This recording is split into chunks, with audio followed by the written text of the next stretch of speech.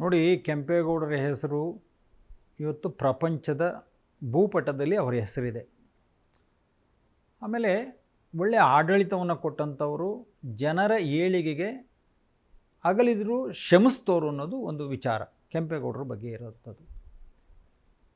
ಕೆಂಪೇಗೌಡರು ಮಾಗಡಿಯವರಾದರೂ ಸಹ ಬೆಂಗಳೂರು ನಿರ್ಮಾಣವನ್ನು ಮಾಡಿದ್ರು. 1300ಕ್ಕೂ ಕೆರೆ, ದೊಡ್ಡ ದೊಡ್ಡ ಕೆರೆ, ಸಣ್ಣ ಕೆರೆ, ಕುಂಟೆ, ಕಲ್ಯಾಣಿ ಸೇರಿ 1300ಕ್ಕೂ ಅಧಿಕ ಕೆರೆಗಳನ್ನು ಮಾಡಿದಂಥ ಈ ದೇಶದಲ್ಲಿ ಯಾವುದಾದ್ರೂ ಒಬ್ಬ ಪುಣ್ಯಾತ್ಮ ಇದ್ದಾನೆ ಅಂದರೆ ಅದು ಮಾಗಡಿ ಕೆಂಪೇಗೌಡರು. ಇದರ ವಿಚಾರವಾಗಿ ನಮಗೆ ಮಾಹಿತಿ ಇಲ್ಲದಿದ್ದರೂ ಸಹ ಮಾಗಡಿಯ ಜನತೆ 2020ರಲ್ಲಿ ನನ್ನನ್ನು ಬಂದು ಭೇಟಿಯಾಗಿ ಎಲ್ಲರೂ ಮಾಗಡಿ ಕೆಂಪೇಗೌಡರು ಅಂತ ಹೆಸರನ್ನು ಹೇಳ್ತಾರೆ. ಈ ಕೆಂಪೇಗೌಡರನ್ನ ಶಿಲೆ ವಿನ್ಯಾಸವನ್ನು ಮಾಡಬೇಕಾದ್ರೆ ಅನೇಕ ಜನ ಇಲ್ಲಿ ಹಣವನ್ನು, ಚಂದವನ್ನು ಎತ್ತಿದ್ದಾರೆ, ಮತ್ತು ಅದನ್ನು ಮಾಡೋಕ್ಕಾಗಲಿಲ್ಲ. ಗುಂಡೂರು ಅವರು ಒಂದು ಸರಿ ಕೆಂಪೇಗೌಡರ ಕೋಟೆಗೆ ಬಂದು ಭಾಷಣ ಮಾಡುವಾಗ ಅವರು ಹಣವನ್ನು ಕೊಟ್ಟರು, ಅದು ಸದುಪಯೋಗ ಆಗಲಿಲ್ಲ. ಹಾಗಾಗಿ ನಿಮ್ಮಲ್ಲಿ ಏನೋ ಒಂದು ಛಲ ಇದೆ, ನೀವೊಂದು ಕೆಂಪೇಗೌಡರ ಒಂದು ಶಿಲೆಯನ್ನು ಮಾಗಡಿಯಲ್ಲಿ ಮಾಡಬೇಕು ಅಂಥೇಳಿ ತಮ್ಮಣ್ಣಗೌಡರು, ಜಯರಾಮ್ ಅವರು, ನಮ್ಮ ಸಿದ್ದರಾಜ್ ಅವರು, ಈ ರಾಜು, ಈಗ ಎಲ್ಲ ಒಂದು 15-20 ಜನ ಬಂದು ಇದೊಂದು ಬೇಡಿಕೆ ಅಂತ ಇಟ್ಟರು. ಅಂದರೆ ಮಾಡಿ ಒಂದು ಒಳ್ಳೆಯದು, ಕೆಂಪೇಗೌಡರು ಒಂದು ಇತಿಹಾಸ ಉಳಿಲಿ ಅಂತ. ನನಗೆ ಯೋಚನೆ ಬಂತು. ನಾನು 2001ರಲ್ಲಿ ಕಾಲಬೈಶ್ವರ ದೇವಸ್ಥಾನ ಕಟ್ಟಿದಾಗ ಸಾಕಷ್ಟು ನೋವು ಅನುಭವಿಸಿದೆ, ವಿನಾಕಾರಣ ತಪ್ಪು ಮಾಡದಿರೋ ಅನುಭವಿಸಿದೆ. ನಾನು ಯೋಚನೆ ಮಾಡಿದೆ, ಈಗ ನನ್ನೂರಲ್ಲಿ ದೇವಸ್ಥಾನ ಕಟ್ಟುವಾಗಲೇ ತೊಂದರೆ ಕೊಟ್ಟವರು ಮಾಗಡಿಯಲ್ಲಿ ಹೋಗಿ ಕೆಂಪೇಗೌಡರ ಶಿಲೆ ವಿನ್ಯಾಸ ಮಾಡಿದ್ರೆ ಅಲ್ಲೊಂದು ಸಮಸ್ಯೆ ಉದ್ಭವ ಆಗಬಹುದು ಅನ್ನೋ ಒಂದು ನನ್ನ ಪರಿಕಲ್ಪನೆ ಇತ್ತು.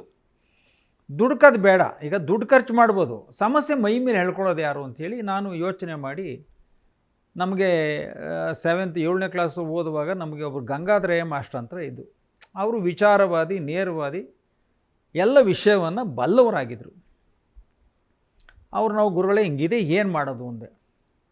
ಇದು ರಾಜಕಾರಣಕ್ಕೆ ಮಾಡ್ತೀರಾ ಇಲ್ಲ ನೀವು ಮನಸ್ತೃಪ್ತಿಗೆ ಒಳ್ಳೆಯದಾಗಲಿ ಅಂತ ಮಾಡ್ತೀರಾ ಅಂದರು. ನಾನು ರಾಜಕಾರಣಕ್ಕೆ ನಾನು ಬರೋದಿಲ್ಲ, ಎಲ್ಲರೂ ಬಂದು ಬೇಡಿಕೆ ಇಟ್ಟಿದ್ದಾರೆ, ನಿಮಗೆಲ್ಲ ಗೊತ್ತಿದೆ ಇಂದಿನ ಸಮಸ್ಯೆ, ಇವತ್ತು ಏನು ಮಾಡ್ಬೋದು, ಒಂದು ಕೆಲಸ ಮಾಡಿ, ಅದನ್ನು ಮಾಡೋದ್ರಿಂದ ಯಾರಿಗೂ ಕೆಟ್ಟದ್ದಿಲ್ಲ, ಎಲ್ರಿಗೂ ಬೇಕಾದಂಥವ್ರು ಮಾಗಡಿ ಕೆಂಪೇಗೌಡರು ಮಾಡಿ, ಅದರೊಳಗೆ ಏನು ಸಮಸ್ಯೆ ಇಲ್ಲ. ಬೇರೆ ಏನಾದರೂ ಅದ್ರಿಗೆ ಜೈನ್ ಮಾಡೋಕ್ಕೋದ್ರೆ ಸಮಸ್ಯೆ ಆಗ್ತವೆ, ನೀವು ಕೆಂಪೇಗೌಡರ ವಿಷಯದಲ್ಲಿ ಸಮಸ್ಯೆ ಎಲ್ಲ ಮಾಡಿ ಅಂತ ಹೇಳಿದ್ರು. ಮತ್ತು ಇನ್ನೊಂದಿಬ್ಬರು ಮೂವರು ಕೇಳಿದೆ, ಇಲ್ಲ ತೊಂದರೆ ಇಲ್ಲ, ಕೆಂಪೇಗೌಡರು ಶಿಲೆ ಮಾಡೋಕ್ಕೆ ನೀವು ಯಾಕೆ ಕೇಳ್ತೀರಿ, ಮಾಡಿ, ಅದೇನು ಸ್ವಾರ್ಥ ಅಲ್ವಲ್ಲ ಅಂದರು. ಆಗ ನಾನು ಆ ಕೆಂಪೇಗೌಡರ ಶಿಲೆ ವಿನ್ಯಾಸವನ್ನು ಮಾಡಬೇಕು ಅಂಥೇಳಿ ಮನಸ್ಸಿಗೆ ಬಂತು.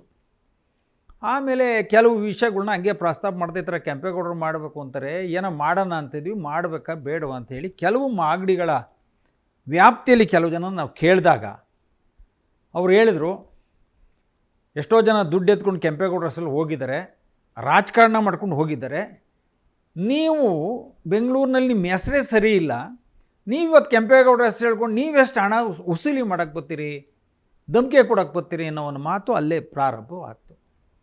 ಇದು ಯಾಕೋ ಸರಿ ಇಲ್ಲ, ನಾನು ಒಳ್ಳೆ ಅನ್ನೋದ್ರೆ ಅದು ನಂಬಿಸೋವಂಥ ಸ್ಟೇಜಲ್ಲಿ ಅವತ್ತಿರಲಿಲ್ಲ.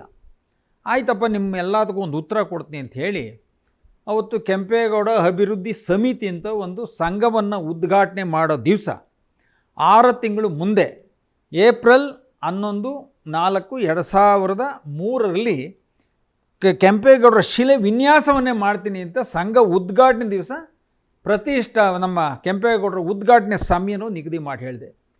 ಅಲ್ಲಿರೋಲ್ಲ ಒಂಥರ ಶಾಕ್ ಆದರು, ಇದೇನಪ್ಪ ಅಯ್ಯಪ್ಪ, ಏನೋ ಸಂಘ ಮಾಡ್ತಾನೆ ಅಂದರೆ ಅಲ್ಲೇ ಉದ್ಘಾಟನೆ ಮಾಡೋವಂಥ ಡೇಟನ್ನು ಕೊಡ್ತಾ ಇದ್ದಾರೆ, ಇದು ಸಾಧ್ಯನಾ ಅಂತ. ಇದು ಯಾವಾಗ ಆ ಒಂದು ಪತ್ರಗಳಲ್ಲಿ ಮತ್ತು ಪ್ರಚಾರಗಳಲ್ಲೆಲ್ಲ ಜನರಿಂದ ಜನಕ್ಕೆ ಹೋಗ್ತು. ಮತ್ತು ಅವತ್ತು ನಮ್ಮ ಪತ್ರಕರ್ತರು ಅದನ್ನು ಪ್ರತಿಬಿಂಬಿಸೇ ಬೆಳೆದರು, ಕೃಷ್ಣ ಈ ಡೇಟ್ ಕೆಂಪೇಗೌಡರ ಶಿಲೆ ವಿನ್ಯಾಸ ಆಗುತ್ತೆ ಅಂತಲೇ ಘೋಷಣೆ ಮಾಡಿದ್ದಾರೆ ಅಂತ.